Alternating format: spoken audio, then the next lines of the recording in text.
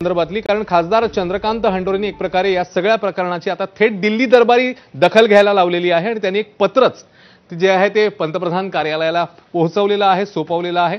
पंतप्रधान मोदींना त्यांनी या अनुषंगाने एक पत्र लिहिलं आणि त्यामुळे आता हा वाद थेट दिल्ली दरबारी गेल्याचं पाहायला मिळते. पुणे जमीन घोटाळा प्रकरणी अजित पवारांचा हात असल्याचा आरोप चंद्रकांत हंडोरे यांनी केलेला आहे.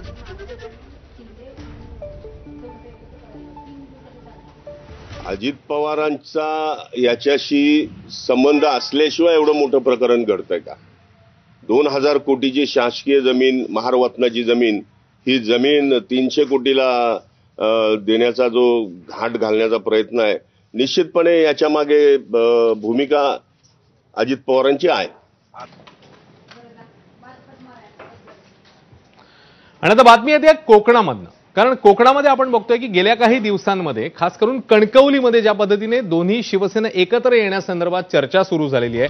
काही भेटीगाठी झाल्या होत्या, काही वक्तव्य आले होते आणि त्याच्यानंतर आता भाजपकडून नारायण राणेंनी याबद्दल संताप व्यक्त केल्याचं पाहायला मिळतंय. एकीकडे कणकवलीत उद्धव ठाकरेंची शिवसेना आणि एकनाथ शिंदेंची शिवसेना ही राणेंविरोधात एकत्र येण्याची जोरदार चर्चा आहे. त्यातच राणेंनी जोरदार प्रहार केला. शिंदे आणि ठाकरेंची युती झाल्यास शिवसेनेशी संबंध तोडू असा थेट इशारा नारायण राणेंनी दिलाय. आणि ही बातमी अजून सविस्तर